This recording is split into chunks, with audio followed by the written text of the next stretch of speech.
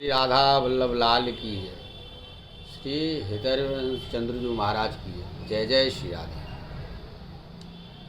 प्रथम हूँ सेवहूँ गुरु के चरण, जिन यह धर्म कहो सब करन, नाम प्रताप बताइए।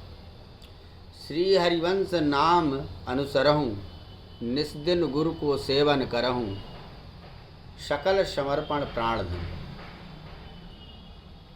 देखिए, अगर हमको प्रिया प्रीतम की प्राप्ति करनी है, वृंदावन की उपासना करना है, प्रिया लाल जी की उपासना करनी है,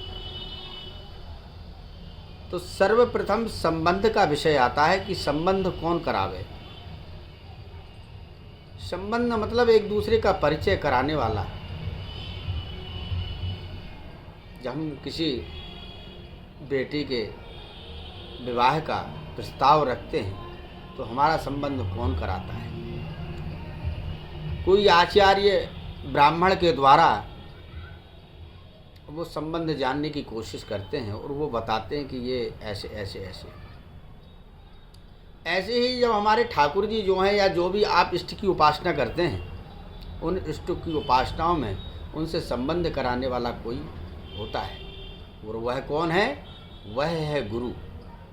गुरु ठाकुर जी के समक्ष ले जाकर के उस रसिक को, उस भक्त को ले जाकर के, उपासक को ले जाकर के खड़ा कर देते हैं कि बोले ठाकुर जी, अब ये आपका है और आप इनके हैं, और आप इनको अपनी चरण में लो, शरण में लो। वो संबंध कराते हैं, गुरु कराते हैं। गुरु जब अपने शिष्य को जब चुनते हैं तो ऐसे नहीं आजकल के गुरु के लेकर के महाराज जी कंठी बैठे हुए हैं, कोई भी आवे और कंठी पहरा देवे।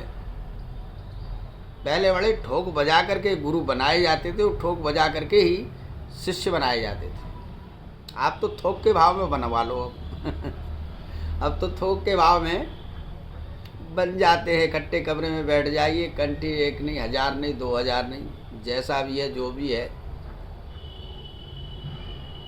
आज उसका मूल्य नहीं रह गया है। जहाँ पर मूल्य है इसका, वहाँ पर आज भी इसका निर्वाह हो रहा है। गुरु के पास में जब शिष्य आता है तो शिष्य को गुरु जब देखते हैं, निहारते हैं, तो मालूम पड़ता है कि ये उनके लायक है, ये पात्र जो है ये ठीक है।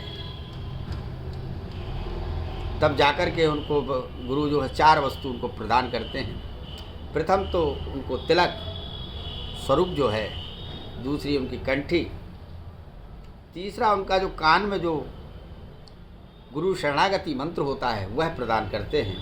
इसके बाद चौथी वस्तु जो आती है वह ठाकुर जी का स्वरूप। ये 4 वस्तु गुरु प्रदान करते हैं। तो जब तक गुरु की कृपा नहीं होगी तब तक हम उस नव निकुंज में पहुंच नहीं सकते हैं। किसी रसिक संत कोई बड़े आचार्य की हमारे ऊपर कृपा होनी चाहिए। वहाँ पर जो सबसे बड़े जो आचार्य हैं वो स्वयं श्री हरिवंश महाप्रभु। तो हरिवंश तक, महाप्रभु तक पहुँचाने के लिए भी हमको गुरु की आवश्यकता होती है, संत जन, रसिक जन की आवश्यकता होती है। तो सर्वप्रथम गुरु के चरणों का सेवन करना चाहिए, क्योंकि प्रथमा सेवा हूँ गुरु के चरण। तो बोले इनकी चरण वंदना करना चाहिए। बोले क्यों? क्योंकि यह कहते जिन यह धर्म कहो सब करन, जिन्होंने यह धर्म के मार्ग पर हमको चलाया, प्रिया प्रीतम के इस रस मार्ग की पद्धति को बताया है, हम उन गुरु श्री चरणों का बार बार वंदन और नमन करते हैं, उनकी चरण शरण कहते हैं। कहते हैं श्री हरिवंश नाम का प्रताप जिन्होंने हमको बताया, ऐसे गुरु के चरणों में हम बारंबार प्रणाम करते। यदि श्री हरिवंश नाम का अनुसरण करने का निश्चय किया है तो अपने प्राण धन उनको संपूर्ण रूप से समर्पित करके उनका ही मतलब निस्दिन सेवन करना चाहिए। यहाँ तक अपना वैभव जो है वह गुरु के श्री चरणों में रख देना चाहिए। लेकिन आज यह संभव नहीं है। योग माया का बल है, संसार सागर बड़ा भयावह है। तो अगर आप समर्पण करना है तो अपना समर्पण गुरु सेवा दज करहि जबानी, यही अधर्म यही सब हानि, कहानी न रचकन में रहे।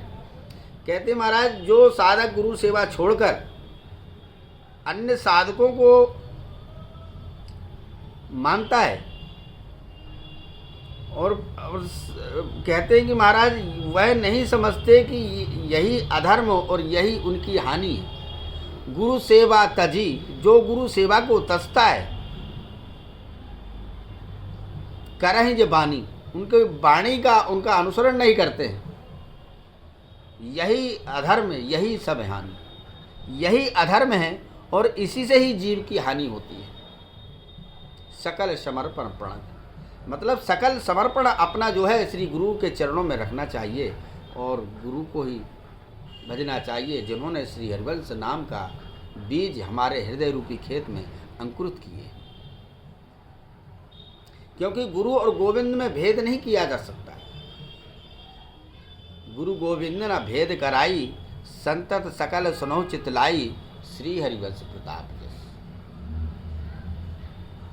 तो कैसे श्री हरिवंश प्रताप के यश को निरंतर एकाग्र चित्त से आप सुनते रहें और श्री हरिवंश श्री हरिवंश श्री हरिवंश नाम अहरनिश जपते रहें। जय जय